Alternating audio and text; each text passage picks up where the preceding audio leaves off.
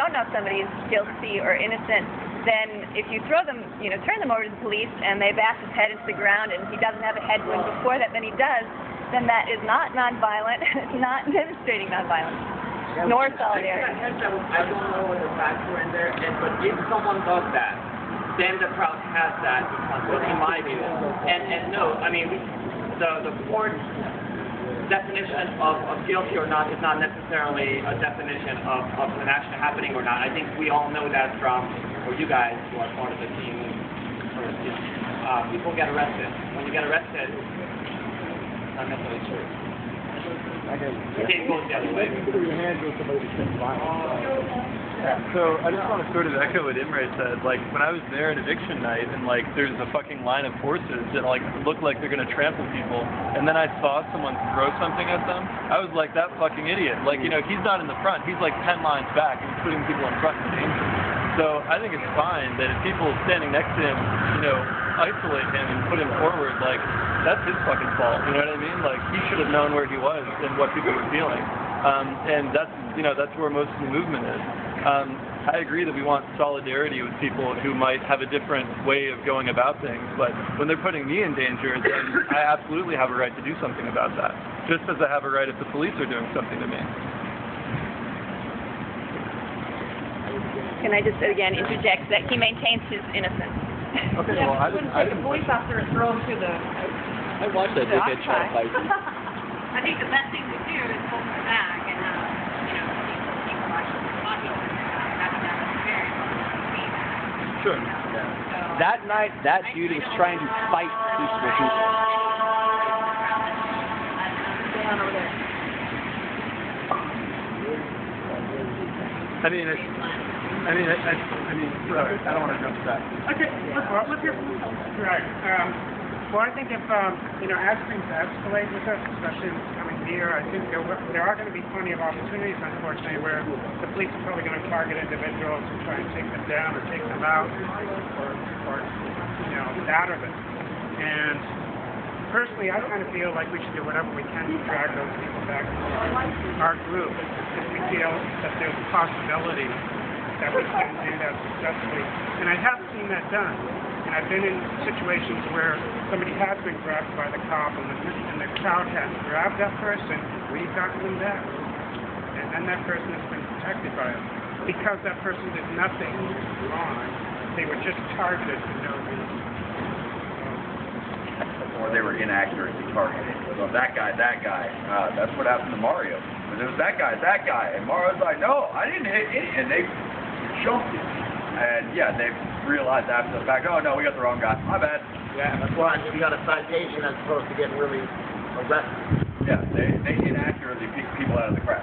Just I think it's a different question than if someone throws something into the police crowd, which is, and we don't know if that's and honestly, if I don't know this person, if someone throws something in there, for me it's a 50-50 chance that one, just really hit cops, or two, he's an agitator. Because why would you do that when you have 10,000 people on forces, and that's not a smart decision, in my eyes. So, yes, if it's a way to pull back and manage this with the crowd, but again, not all people are there for that. Not all people are there for the same reason when you have actions like that. I don't know him. This is in the context of, like, if that happens, I think the crowd has that. And that day, the crowd has a message that we will not tolerate people throwing things at the cops when we have the meet at the line. Now, saying things to the cops, Mario's still here. We, like a lot of people are like, fuck the police. That's part of what the movement says that is definitely within the realm of tolerance, even not encouragement, but throwing is not. I just want to jump off that very quickly about the way of provocateurs and how I think as movement grows and we are very active through the spring, it's important to keep provocateurs in mind. They've been used in every other movement, right? We know this. Read your history. In Seattle in '99, it's fairly well known that there was a fella that was seen smashing windows, breaking shit, and really doing the fucking shit up bit, who then went back to talking with the police, and they sort of subsumed him into their line. And there's some very direct connections, right? So when we see somebody really stepping outside anything that Occupy has said is okay, and doing something to fuck shit up, I would agree that there's probably even more than a 50-50 chance that they are actually going to be provocateurs. And we need to be smart about how we respond to that. I'm not giving an opinion about what that is at this point, but again, some history and some discussion before we run into that situation would behoove us. That's an opportunity to bringing that gentleman out, whether he's guilty or not, or what he did. I'd say there's a time and place maybe for something like that, and that was the wrong time and place. But I also don't think it was the best idea that the crowd had turned him over, because even though it was an act that maybe most people disagree with at that time, that immediately showed division among occupiers. And what happened the next day? What was mainly, it wasn't, oh, good occupiers turned over such and such because of what he did. It was showed that there was division among this movement. That man could have been handled in an appropriate manner outside of the context of that march and dealt with at that time, and however that would be dealt with is whatever that situation would be. But all that did was create division, and show division to everybody.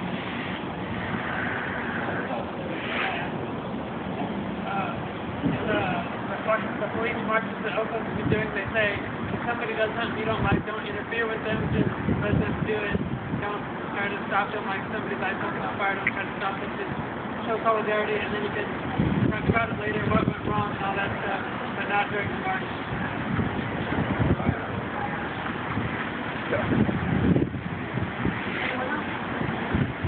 I've done some retarded shit for this movement. Absolutely retarded shit. A lot of people, I've done some retarded shit for this movement, and every time I did one of these retarded things, people were going, "Hey, stop, Troy, don't do that." But it always worked out to the better. It always has. You know what I mean? So, yeah, people doing autonomous action, I think, is a definite must. And then also, I would like to add autonomous actions, and then people not being like, well, it's not offshoot, it's not really occupying. It's like, well, whatever. We're occupying what? A church couch? You know what I mean? Yeah, we're revolutionaries. We're supposed to be revolutionaries, right? I mean, I'm not here to you know, keep the status quo going, and then like, you know, they give my mom her house back, and then like forgive my student loans, and everything's okay. If there's still some places like Israel, you know, being a genocide in Palestine, then I'm still going to be pissed off at the system because we support that. If we still have third world type conditions in America on the reservation, then I'm still going to be doing this type of stuff. I don't care if my mom gets her house back. That's great. I love it. Yeah, great. But so what? Is that at the cost of some other people suffering? If that's the case, then my mom doesn't deserve that house, and I don't deserve a roof over my head. Okay? Because we're all connected. You know, MLK said it.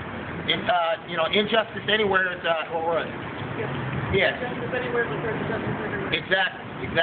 And, you know, and for me, that's the mentality that I have.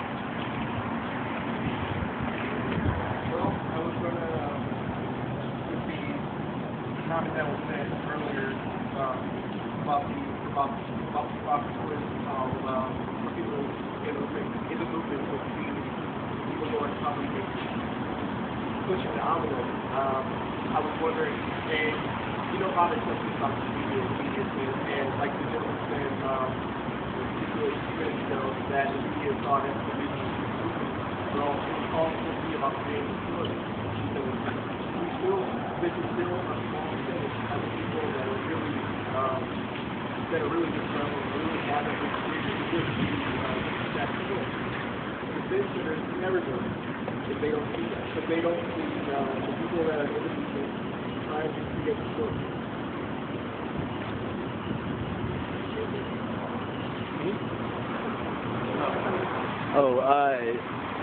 I don't know, we're kind of past now. I was going to say, as far as the idea of autonomous action, just kind of like being that get out of jail free card, do whatever the fuck you want to, like, if we all agree and accept single opinions about autonomous action, if I decide to start smashing some shit based on my autonomous action, we're all okay with that because it's my autonomous. You also have the right autonomously to stop me. Like, it goes both ways. I mean, if I autonomously feel that what you're doing is messed up and I need to stop it, you can't say, well, it's my autonomous action to get me to quit because my autonomous action is stopping you from doing what I feel is messed up. I mean, so just keep that in mind. I mean, it's not to get out a jail free card for you to just fucking wave your ass at everybody.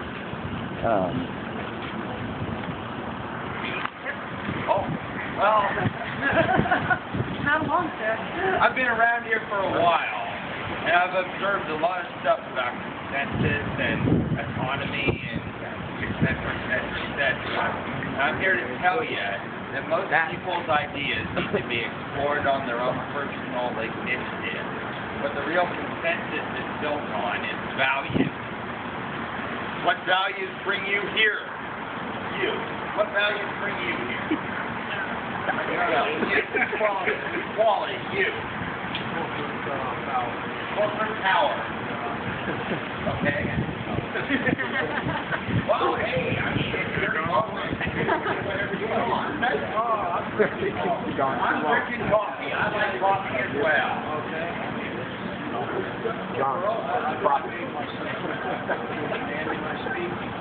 John, No. I think you have to make a point.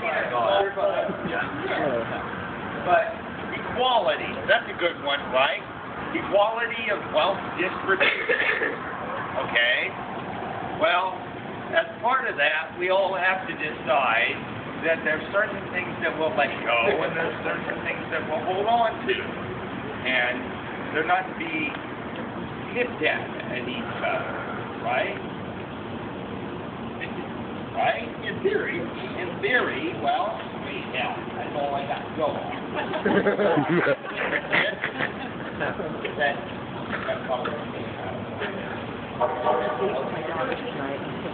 But, I don't know. Right? What I want to say is that the movement, when you start talking about values, we do have two, how I see it, is bigger fractions of the group. I don't want to call it fractions because I don't think they're separate. One that really wants to redo and create a new model for the world or just start working on a new model. One that wants to change what we have into that. I think we all agree that the reason why we don't have control over our lives and our world is because of this power influence, this corporate influence. So no matter what you believe, what we're doing right now, it immenses everyone's goals. That's why we're still part of the movement. And I hate drawing lines along between these two factions because it's not necessary. Our goals encompass both of those things. And these discussions are good because we do have to talk strategy and what's the best way of going about it. We all have to come on the same page over things. But really, we're here for the same reason. We just don't agree exactly how to go about that. But we're getting better at it. We hope.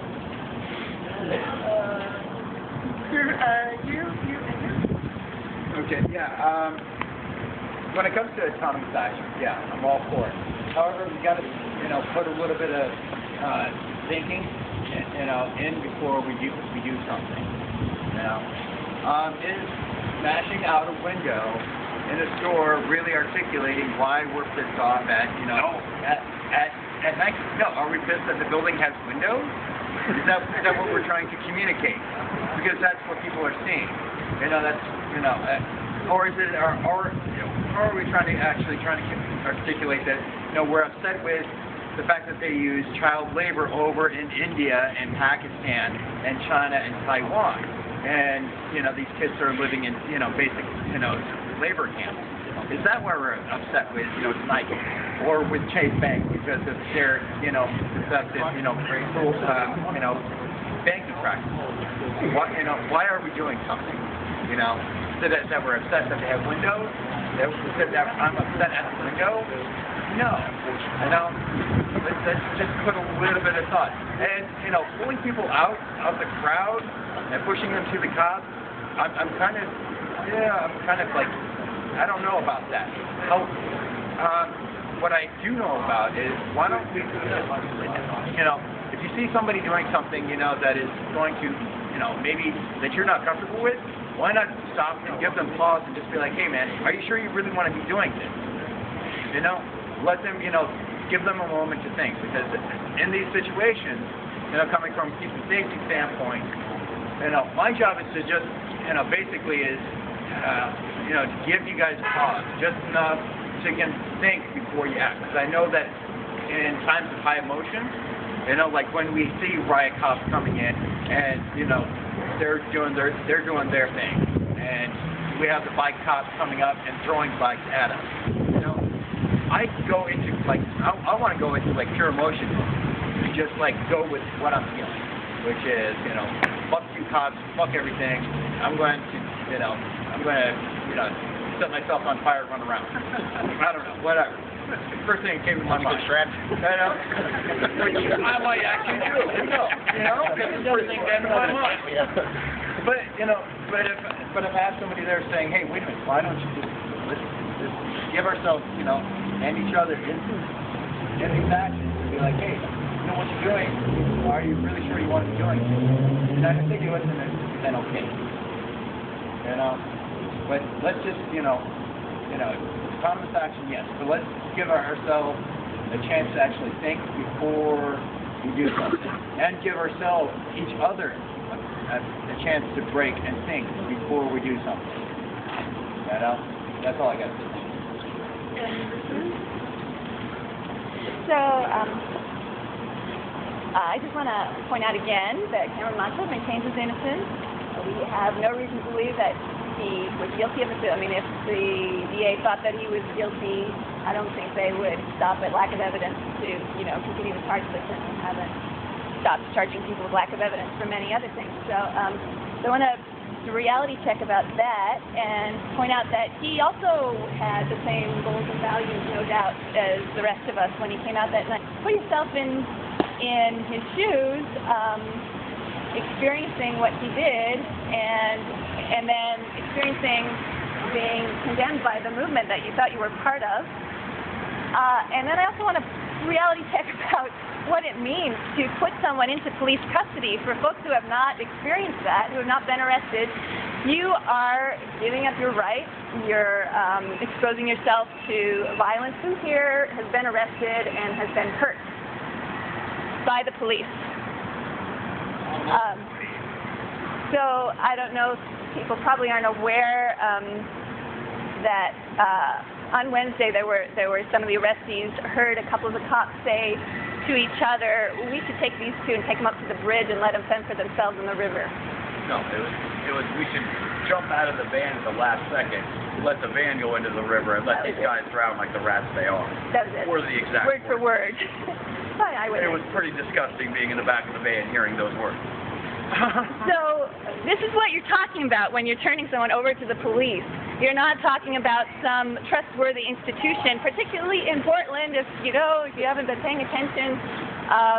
And this is in 2002. There were protests, Iraq War protests. People got pepper sprayed here, and the police claimed that someone had thrown bottles.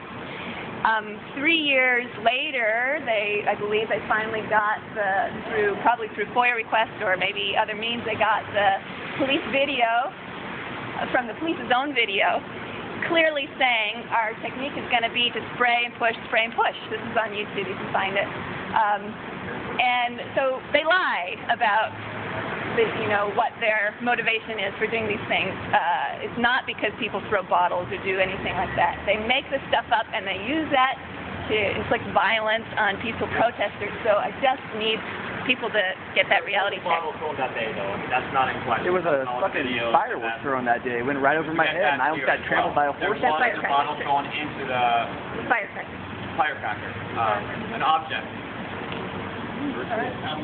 So, Sure. So I don't think, obviously I don't support, turning people over to the police. It doesn't sound like a good idea, but I think what happened was an emotional reaction. People around him, were pissed because they felt like they were just put into danger. And, I wasn't one of those people, but I just want to point out that, this was not, a official position of Occupy to turn people over if they do something you don't like. That never will be. It's good to have the conversation about what we do and how we talk to those people who think that that's necessary. But I just want to reiterate, if someone's around them and they feel like they were just put into danger by something that was reckless and incendiary, then I think they're going to do things, and that's just going to happen. And that's not actually what I raised my hand over. I just wanted to respond over that. I mean, I agree with you though. I wouldn't, I don't support turning people over. The police are awful. But I do want to address though, this question of whether you're in the system or out of the system. So I think it's violence versus non-violence interaction and extreme enough, like, that's sort of what this is getting back to. And, like, my opinion is that, like, the strongest thing you can do is have one foot firmly outside of the system, and then you address the system and you use whatever resources are in it to pull them away and get them back to what you want it to be. So, to me, I don't think this movement, I mean, it's powerful because people support it, but it's not independent of the system. Yes, it's not. To me, like, liberating the land is how we get there. Like, you know, that's how we, you know, if you don't like working at your shitty job, you don't like your boss, you don't like working for Nike, I guarantee you there's people within Occupy who are working for some of the people they hate the most. If you don't like that, you need an alternative that's real.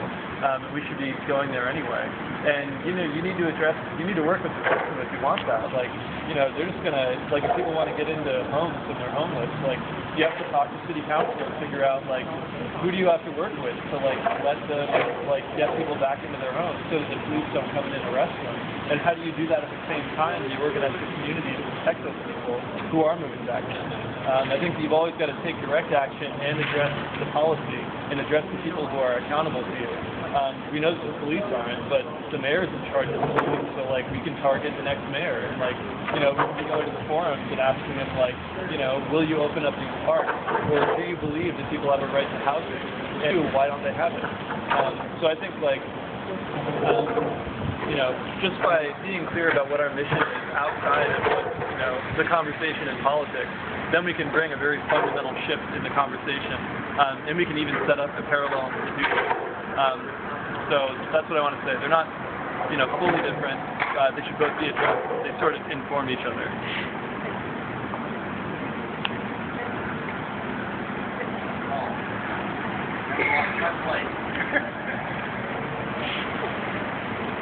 But nevertheless, I'll push forward. I think that the main reason that Occupy is here is about the equality between the haves and the have-nots, right? Can I get a consensus on that? Okay.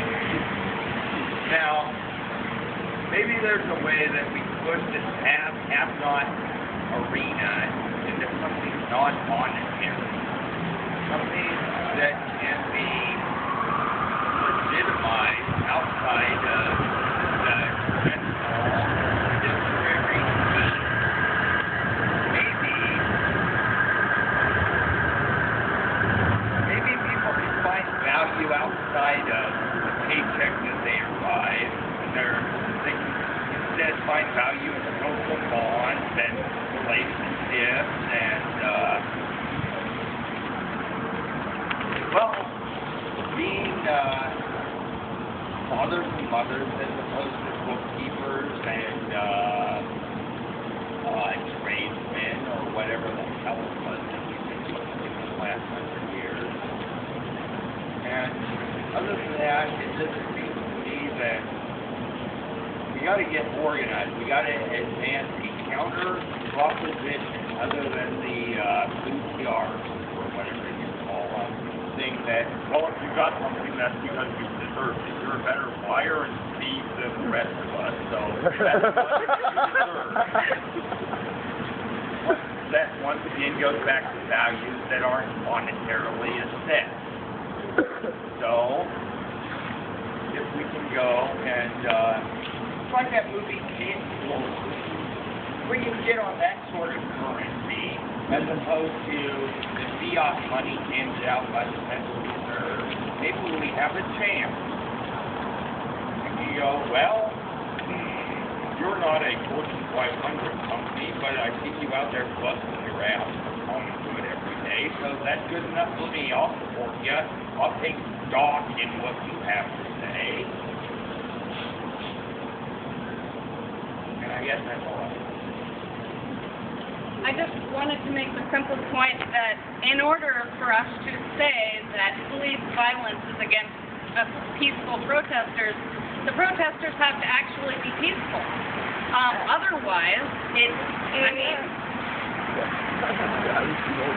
so if we see somebody out there doing a violent act or threatening action, then they are destroying our entire movement more so than the cops coming in and drawing attention to us.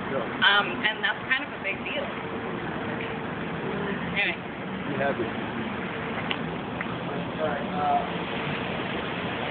let's try to rewind to a previous people. There is the big belief is that, yes, the police are out of control. Yes, I mean, it's not far-fetched. It's been proven that they're out of control. A lot of people know that, a lot of people don't get it. It's not really, yes, we're going to have that emotion out there. But that's not the law. Going moving forward,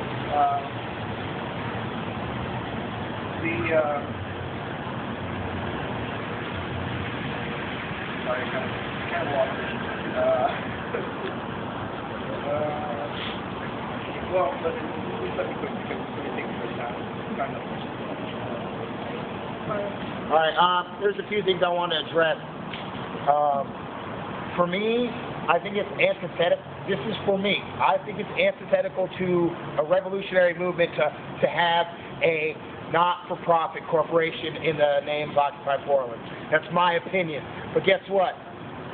It passed, and I accept it, and that's fine. You know, and that's. I just wish that people that were more on the idea of like, someone was speaking about, essentially reform versus revolution. All right, so you have people, or a sect of people that are like, well, if we just get a nonprofit, and if we negotiate with the police, and we just get a couple of our people into the houses of power, then we'll, then we'll change things. And then you have, and this is all under the Occupy umbrella. Then you have folks that I'll claim that I'm one of these people that says that that's a facade, and we're just wasting our time dealing with their system because it is designed specifically to keep people, to keep the status quo, not for change or anything other than keeping the status quo. In terms of the people in the power have the power, we have the monetary system we have the consumerism we have on every aspect, every levels of our society. There's consumerism. I mean, you even look at the police. I mean, there's a reason they have all that crap. It's because it's like, well, as an institution, they're like, well, we got to get all this stuff. Let's get it. And every time there's a new product ad, they get it, right? And that's consumerism. And it's not about, all right, what's the thing that I can get that's going to last the longest and be the most efficient? That's how it should be, right? In terms of our value systems as a movement, sustainability. No, it's like, what's the newest thing that we got to get to make sure that people will shut up, that they're not going to. Fucking asshole. Thanks, brother. But next time you're getting fucked up, Barry Joe. Don't ever touch me again. So, anyways, you heard me, you fucking nutbag. Anyways. What? He put his hands on me. Don't fucking touch me, Barry Joe.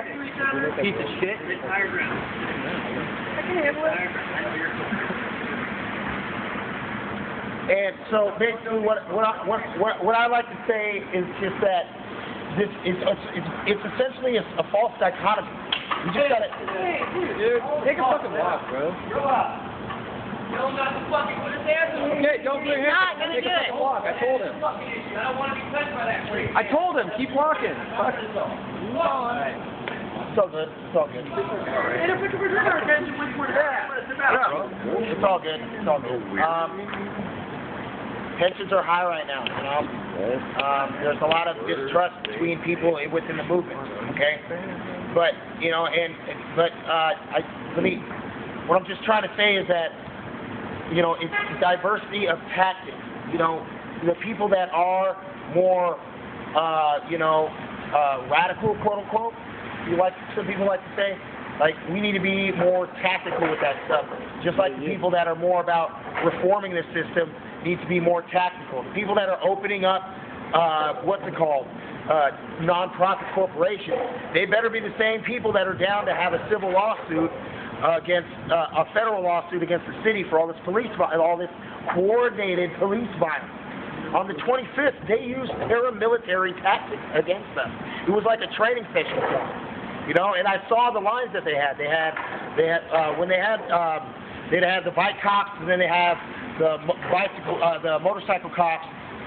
Then they call in the riot cops. I want everybody to know this as a fact, and it is the truth. After the riot cops is live ammu-fucking-mission. They are there, and the shit is there to be used.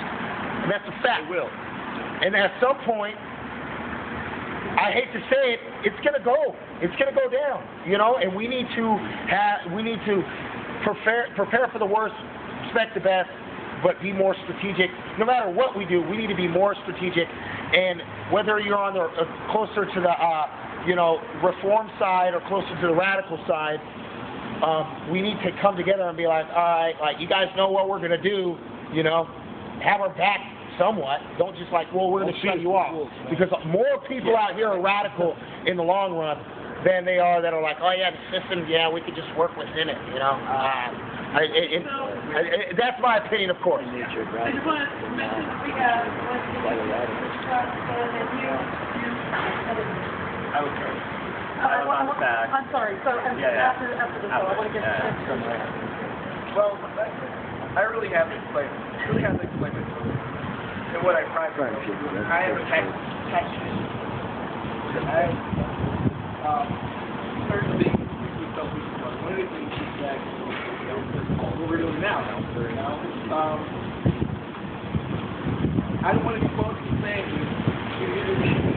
getting started back to yeah, it's a term. Have you ever heard the term? What? Have you ever heard the term of the term Simplicity? It sounds familiar. I'm familiar with it. I think most of us in America are pretty familiar with that terminology. Okay, It's okay. I'll just watch TV and let it run its course. Right? Right? It ain't affecting me, so fuck You know what I'm saying about that? The thing I believe about, now, I'm a guard.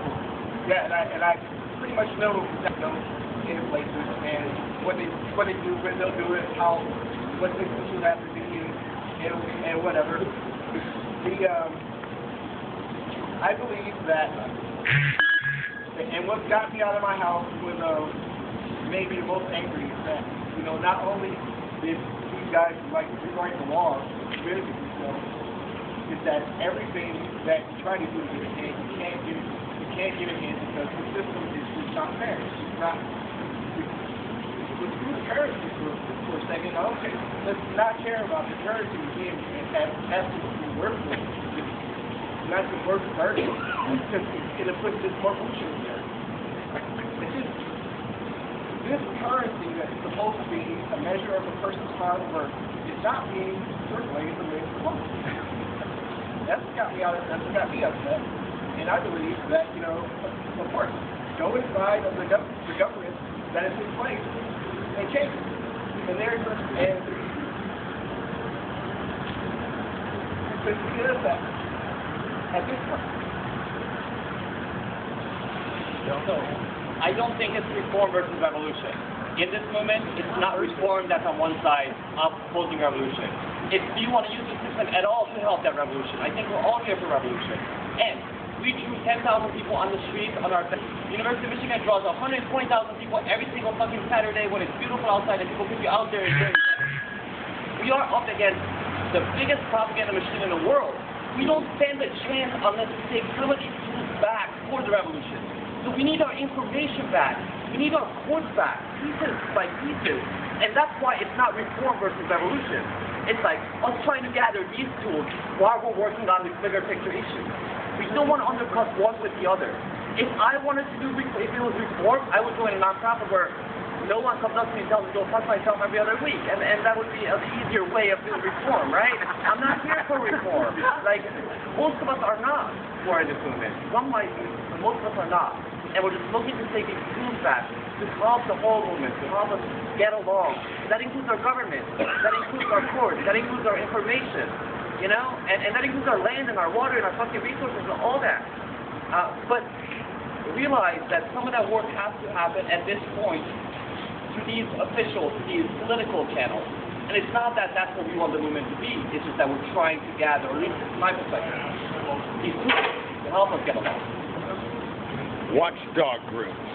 There are 4 people currently on staff, and quickly with the order that I sort of found, you, and I'm up in Salem. I'm a part of the group that's lobbying the legislature.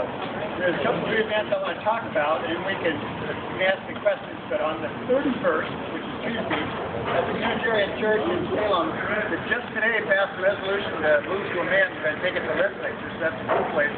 Tuesday night at the Unitarian Universalist Church in East Salem, and Wednesday, of course, is Occupy the Capitol at noon, and we're going to have music and stuff in the morning, some speeches early afternoon, and then if you really want to get yourself arrested, I am holding an event on the Sunday of the Super Bowl at the Mount Angel Gazebo, because the Catholic Church says they're going to arrest me if I come on site at the Abbey to talk about child sex abuse prevention. So if you want fun, come to that as well. I've made it on Nick's hit list, so I've been through this. And what you're saying, I think, is true. We're all going to find our way. I'm going to right now be a lobbyist, because I know that system. I met Kid Sauber, he worked on my kid's sister. He's a decent human being. So I'm going to try to talk to him. That's my role. If you're going to get shot, let some of us old farts go first, you know? Let us go down first, because you need to protect yourselves. Some of us are in their 4th quarter. We don't care anymore. Thank you. Come to Salem. Thank you, man. all right. That's awesome. Couple responses. One was due to where to find value. Sorry, I don't know your name. But, I'm John. John. Okay. Where to find value? You know, there's find value is obviously within this movement itself, the community. That's where it's at. Everything else, I think, will take care of itself regarding what certain views are.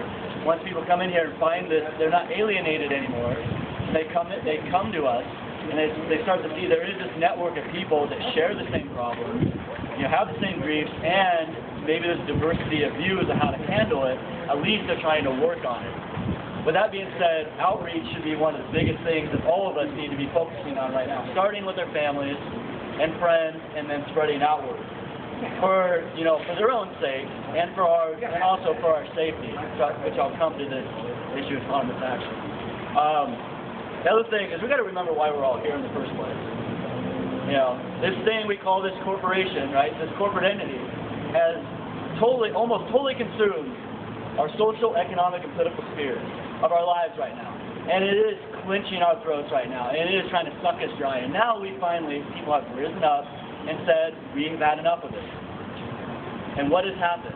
We have seen so far this extent the state will go to oppress people when they say, we have had enough. Now we've seen it even get more, I would say crazy, and what happened here Wednesday night, where we clearly see the police are using tactics where they're targeting people, then they divide up the group, and then they snatch them. Yep.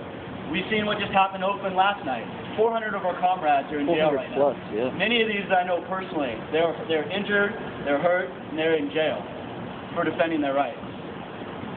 2, I'm a bit worried about this kind of dichotomy we hear about this violence and non-violence, which has been here since the beginning on October 6th.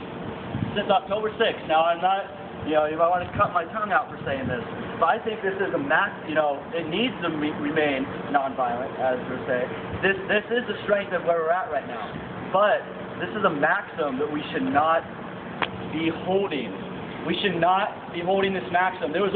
We should be challenging all of our assumptions in this movement, which all of us have when we started the camp up to now. I'm sure a lot of our beliefs are different. We've been educated on way more things. Me, myself, I know so much more about the Fed and about the banking system like I didn't know before. So now I have more axes to grind. Thanks for those that taught me that stuff. You're welcome. But there's one maxim that we all should be holding. There's one maxim is that there should be no limit to the extent that we go to defending our liberties and our rights. And when we box ourselves in, when we clearly have the suppression is getting worse and worse, they know this, and it is to our disadvantage. And we had this thing about the autonomous individuals. about them carrying out certain acts. We clearly see that people as individuals in marches now are being targeted and they're taken out. When we show up at things as individuals, we are targets. What this movement is about community, and it's about groups of people coming together. We need to start organizing ourselves when we go to marches or when we go to events, and whatever you want to call them, blocks, units, teams. We should no longer be going to these events by ourselves. We need to be having, our closest friends. We're all here. Why? I mean, like, I'm gonna best say this. Most of the people I contact now are all on your cell phone contacts. The new people you have on Facebook since October 6th. People, all these people. These are people you stood on the front lines with, and you have faced fear and oppression from the state. And these are your brothers and sisters now. I think we need to all reconnect with all these people that we're there with on, let's say, on November 2nd with the Veterans March. When we had the evictions at camp, multiple times we tried to retake the camp. D12, and all the little events in between. And we need to start forming together in groups, not so we can better, fight the police, but so we can better defend ourselves. So things like Wednesday night do not happen anymore. We need to take care of one another. So we won't be a common individuals, but a communist group. And however you want, whatever wording, blocks, groups, units, that we need to start doing that. The best way we can protect ourselves, because they are coming for us. They know who we are. They got their profiles. They got their cameras. Let's be in groups now. And let's train, let's work together. Sorry, it's a bit long, but... To that end, I'm going to throw in a quick announcement, and I have you on set. But the quick announcement is Saturday the 4th. This next Saturday at St. Francis all day long. Nonviolence training, direct action training. Really good stuff. Focus on F29, Day of Action Against Corporation, but which is sort of modeled along the same lines as the action. So, very good thing to do. If you haven't had any nonviolence training, direct action, definitive training before, 60 seconds. Yes. What time? Saturday the 4th? Oh, gee golly. 10 to 4-ish. Anyone else know, actually? I have no idea. Lunch is served, donations accepted. It's on the website. Check out Portland Action Lab. I think they may have information. It's on the website. Well, there's been a lot of stuff said here, and I'm going to try to say what I'm going to say by blending together different responses, and I've had all these great comments. I'm going to state the obvious first, because I have a tendency to do that. I think all across America right now in different Occupy camps, there's meetings talking about issues of police brutality after what happened in Oakland last night, what happened here last night, what's been happening ongoing in 100 other cities around this country, and really around the world, too. I'm sure they're having the same discussions about police brutality in Egypt as we are here tonight. Also, to state the obvious, the police seem to be escalating, and they're having meetings right now about what their next step is going to be. Because they like to be ahead of us, or at least they like to think that they're ahead of us, although that whole concept is meaningless to me. Well, yeah.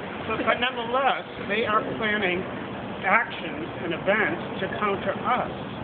I think it's important to realize that every time we're on the streets, to the police, we're breaking the law.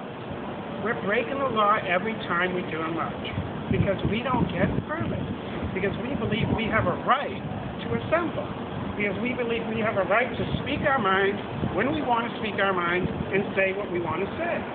But no. Going to the police, we need a permit. So we have broken the law every minute that we're out there.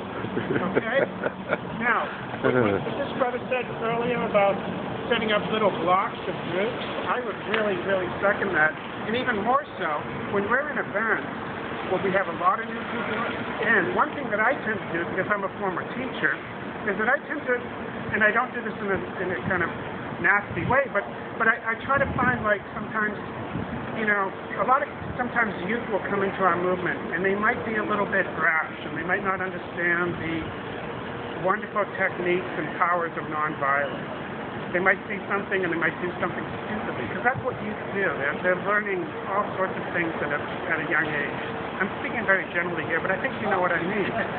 So, one of the things that we might want to do is we might want to individually seek out people who are on their own, especially young people, and try to focus them and get them into a group, perhaps of other young people, and say, look, why don't you guys all hang together, watch each other's back. Because as you know, as the situation escalates, the cops are going to go after people who are on their own. Because those people don't get bailed out. They have no one to call. They didn't get that number to write down or memorize of the lawyers. And a lot of them just end up disappearing into the system. So anyway, to sum up what I'm trying to say here is I think that while nonviolence is really the core of our identity of a movement, I think we also have to expect that police violence is going to increase. And how we deal with that, I don't know. I think there's going to be a limit, unfortunately, that we reach with nonviolence. And I hope never to see that, but I think that's part of the whole police strategy. I don't know how to deal with that. And then there's other issues going on, too. There's environmental issues. We are growing as a movement, but our planet is, collapsing as a biosystem. And that's going to affect everybody, so things are going to get even more heavy. Community building is the key. Our community and holding it and keeping it solid is the key. And then taking people who are new and inviting them in, saying, yeah, you are now part of the community. And don't pick up that rock and throw it at the car. But stand with me and yell solidarity. Let's watch out for each other. Any more of this? I just wanted to say something. It's not a versus when I say reform versus when reform and revolution. It's more like a scale of 1 to 10. If you're a 1 and you're reformist, you get a permit for a march every time. You make sure to vote every time. I can't exactly break it down as much as I'd like to, but just for the sake of the discussion. You have that type of attitude, you make sure you have your job so you can pay your rent so you can do more for the movement. And then on the other side, it's I refuse to fucking work in a wage slave situation. And there's, of course I'm not going to vote. Who am I voting for?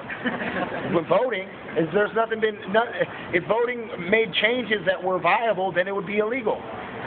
Like that quote. So it's like 1 to 10, in the 5, you're I don't know exactly what you're like if you're a 5 in that scale, but getting away from this versus idea and splitting us, I want to get away from that too. So that's why I'm not always saying man, the movement's over, dude. Occupy Portland's over. We have a nonprofit, man. I didn't sign up for a nonprofit. Well, I didn't sign up for a nonprofit, but that is a style of resistance. And so I accept it, and I love my family and friends that accept it as well. So if someone does graffiti and it's fucking awesome and it's totally if it's on a cop car and it makes the right statement, that's awesome. What am I going to say? Oh no, that's violent. Of course it's not violent. Of course it's not violent. Yeah, it's going to cost the city some money. It costs us money. Guess what? Every time they buy new weapons, it costs us money. And, but no one's like, oh man, the cops are buying more weapons, man. Fuck that. They got bigger sticks. Yeah, so that idea of instead of a versus dichotomy, it's more of a scale situation. And I respect anybody that's within the movement. I don't care if you're a 1 on the reformist or you're a 10 revolutionary. You're still want to see serious change in our society where people don't feel ostracized for the amount of money they may have or the look that their race or gender or the fact that they don't have, maybe they don't identify with a gender, So I just kind of wanted to say that and to just kind of reiterate the idea of strategy. We need to have. It is so integral to this movement because I tell you what, last night the cops, their strategy was off. If we would have been more cohesive in terms of what we were doing as a anti-police brutality march, fuck the police march, whatever you want to call it. If we would have been all right, we see all those cops in there, let's reform, move over this spot. Cops would have been what?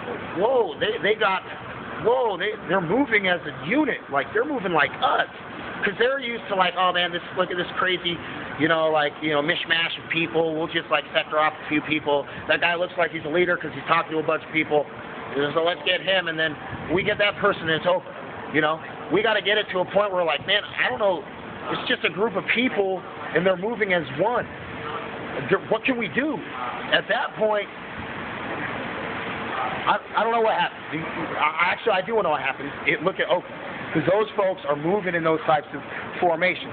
They had a phalanx. I don't even know exactly what it means, but I read about it. They had a phalanx like line, and then in a peace symbol.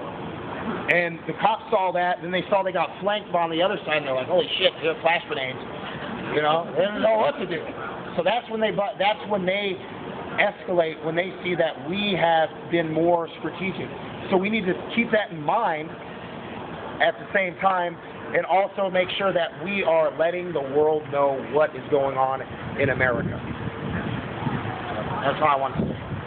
So it's about 8:15, and winding up seems like probably a good idea because it's cold and we've lost about half our numbers. There's different sort of splitting off conversations and stuff. People can stay and talk informally, that's awesome. But I was going to suggest, this has been a really, really good discussion, like really good discussion.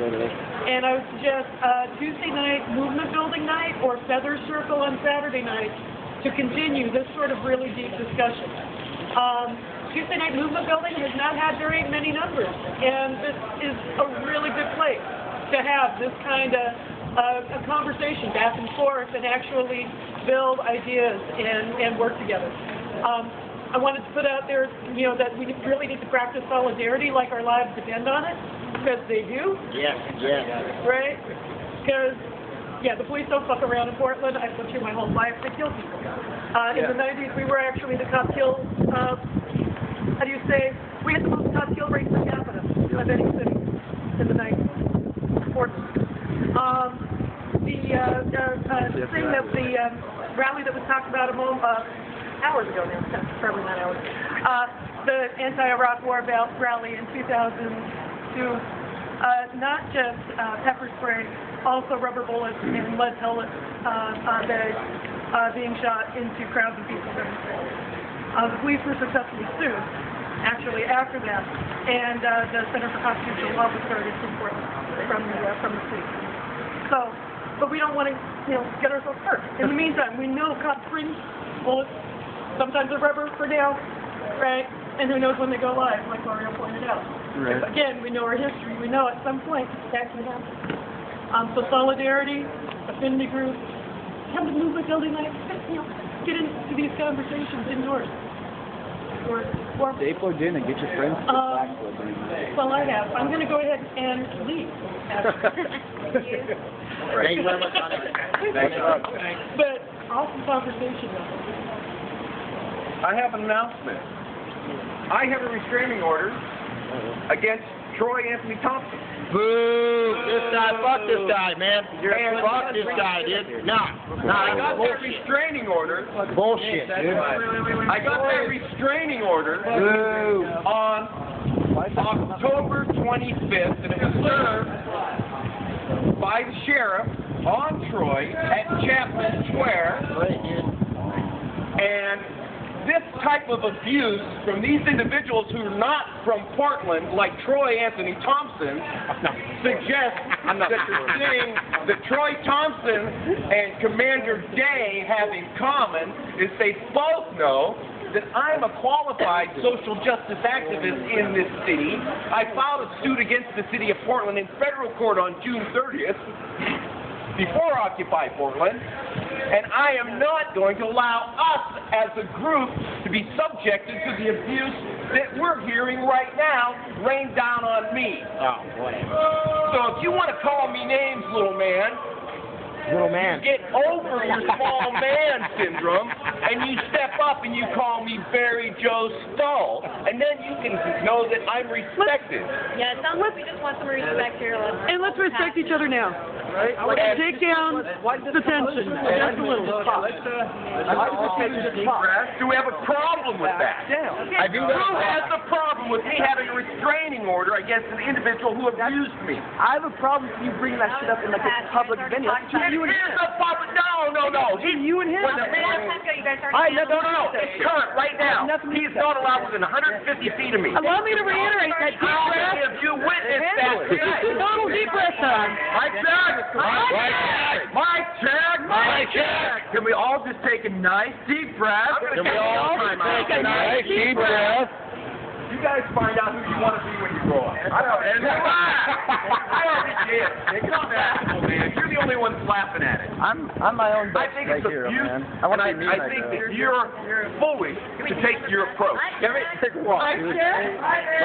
Another breath, please. Can we all take another breath? Thank her for bringing us coffee. Talk about paying it forward. Thank you. Yeah. Coffee.